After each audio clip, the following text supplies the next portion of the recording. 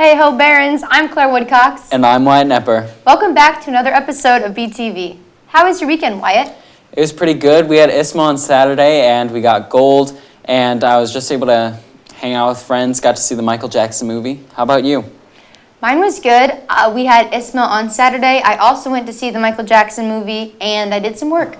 Sounds great. Now let's send it to Claire with our first story about The Little Mermaid. Thank you, Wyatt. It's not too late to get your tickets for Little Mermaid. Opening night is this Friday, May 1st at 7 p.m. Saturday night also starts at 7 p.m. and the Sunday show starts at 2 p.m. You can purchase your tickets online at curate.com or at the door. This show is so fun and exciting and you won't want to miss it. The entire cast is doing such a great job, especially our leads Claire Woodcox, Gabe Myers, Caden Timberland, Molly Reisner, and BTV's Wyatt Nepper. They all bring an important piece to this show and have grown their skills through the development of their characters. If you want to see our amazing actors showcase their talents and hard work, bring your friends and family and support our theater department this weekend. Now, with all this talk of Little Mermaid, let's send it to a Little Mermaid segment. Hi, I'm Brett Culler, and I'm going to be making a crown for my role as Andrina, one of the Merce sisters, in our upcoming Little Mermaid the Musical. Get your tickets now. And here's the equipment I used. I had a hot glue gun that I used. I had these plastic squares that I used for backing, some plastic starfish, and some pearls, scissors, and my headband, and real shells that I had. I then began picking out the shells that I wanted to use and created this rough draft. After doing that, I put on my backing, which looked like this. And then I began actually putting on the shells, which was tedious because I was picky on which shell goes where, but I ended up making it look like this, midway through. And when I finally finished, I was able to have this final look right here. Thanks, make it a great day. Thanks for that, Brooke. Track athletes, if you're looking to improve your running or techniques in field events, Indiana State University is offering 2 running camps. The Sycamore Track and Field Camp will be held on June 22nd through the 24th, running daily from 1 to 5 p.m. This camp is open to all athletes entering 6th through 12th grade as of fall 2026. You can register for individual days or all 3 days. They offer specialized instruction in the following event groups: sprints and relays, hurdles, long jump, triple jump, high jump, pole vault, and throws. The Indiana State Distance Camp will be a 4-day camp hosted July 15th through the 18th. This camp is also open to 6th through 12th grade students. Athletes can register for the overnight option and stay in the dorms on campus, or for the commuter option and drive to and from daily. This is a great opportunity to grow your skills and meet new people all in one place. Now let's send it to a Jack in the Box. All right, on the search for Jack again. Oh, I think I see him. Hey, what's up, Jack? How you doing, bro? Boy, I ain't Jack, cuz. Oh, I ain't Jack. that's not Jack. Okay. Oh, here's the box. Okay. Who's inside? That ain't Jack either. I'm not Jack either, so you'll have to stay tuned and find Jack in the box later. Where's Jack? Anyways, Where back to the is studio. Jack? Where is Jack? Okay. Well, I guess that wasn't Jack. Tomorrow on Wednesday, if you are in an Intro to Engineering class, remember to come well-dressed for the interviews. As a reminder, the interviews will be held on your experience in the reverse engineering project. There are a few possible people who could be selected to interview you, and the person will be randomly selected through a hat draw. You will go into the interviews without knowing the exact questions you may be asked, so it may be helpful to study and practice commonly asked interview questions as a way to prepare. Above all, remember to stay confident and try your best. You got this. Now let's send it to Inside the Baron Brigade.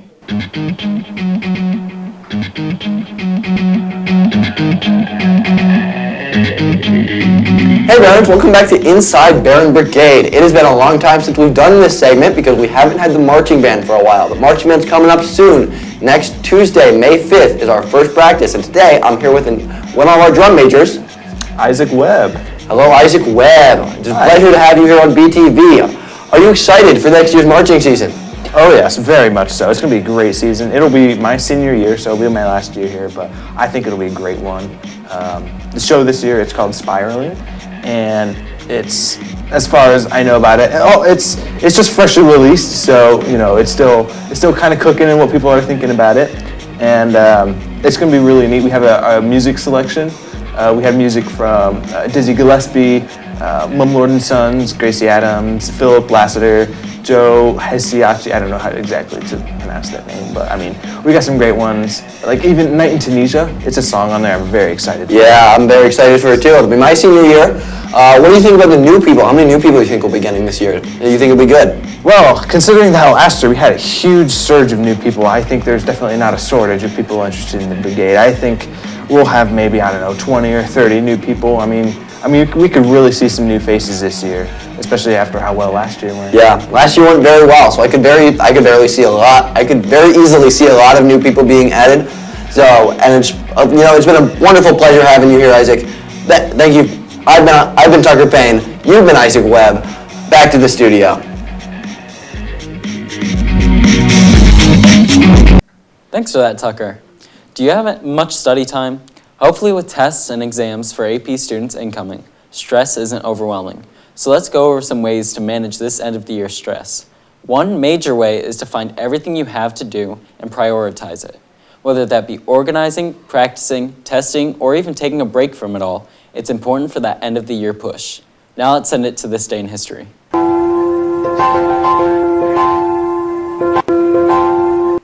Hey Barons, welcome back to This Day in History. Today is April 28th. To start off, Maryland ratified the Constitution, so they recognized the Constitution on April 28th in the 1700s.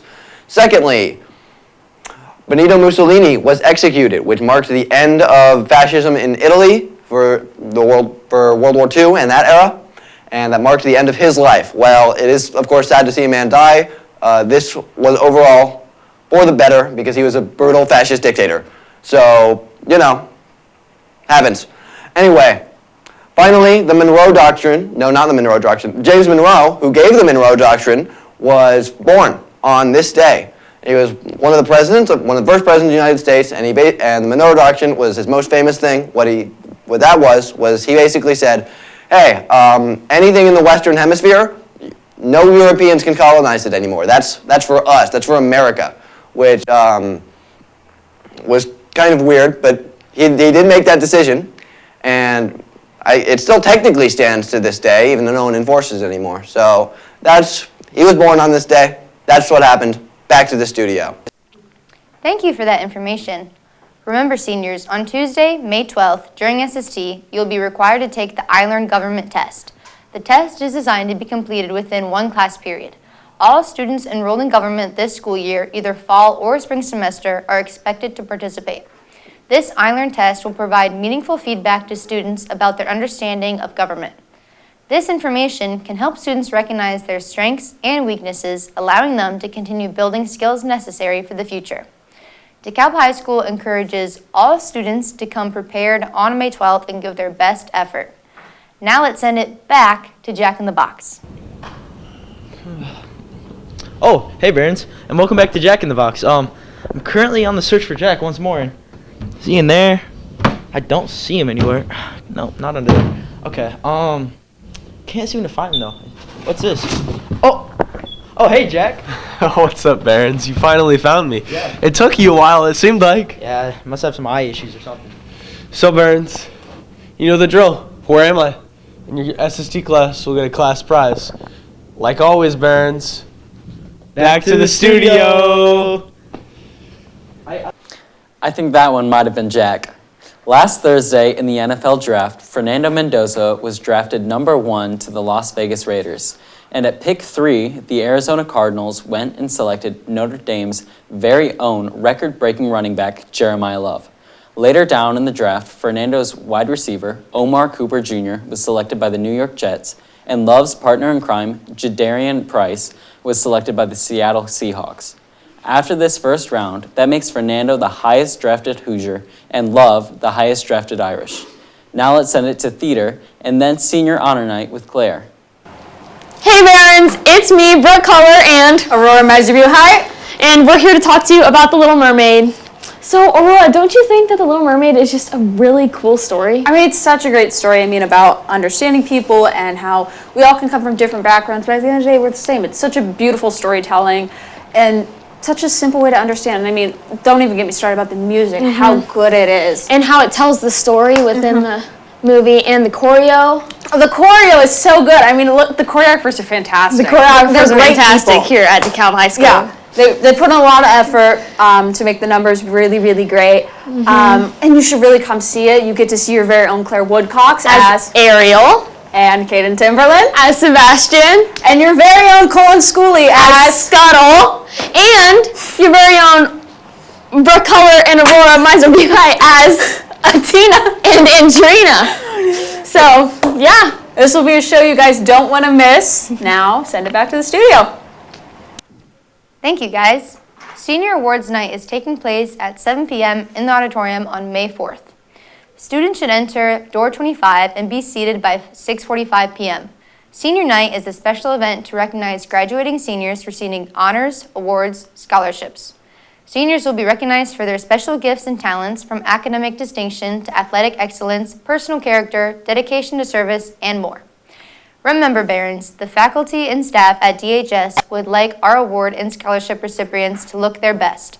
Professional dress attire is strongly recommended. Please complete the RSVP Google form in your email by Thursday, April 30th. Thanks. Now let's send it to Wyatt with a story about the facilities update. Okay, howdy Barons, welcome back to weather. So, on Tuesday we have a high of 64 and a low of 51, and it's going to be rainy. And then on Wednesday, it's a high of 58 and a low of 44 with rain. And then Thursday, we have a high of 55, a low of 38, sunny. And then Friday, high of 51, low of 37, we're back to cloudy. All right, back to the studio.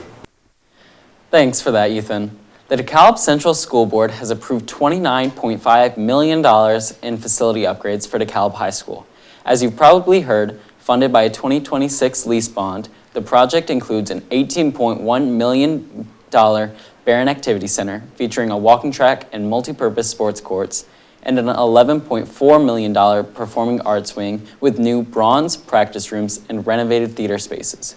Superintendent Steve Teeters described the expansion as a vital long-term investment in the community and its students. Now let's send it to Claire with a story about the Ruoff Musical Center. Thank you, Wyatt. Grab your leather jackets and Converse. One of the biggest nights in indie rock is officially heading to our backyard.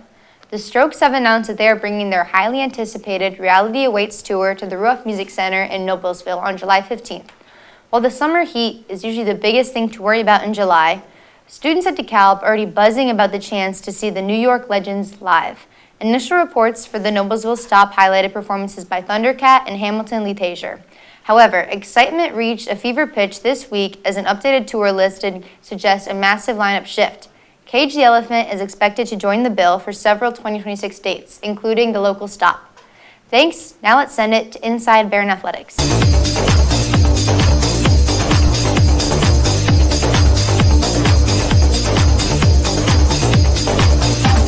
Welcome back to Inside Barron Athletics. I'm here with Lily Jackson. So Lily, how's the start of the season going?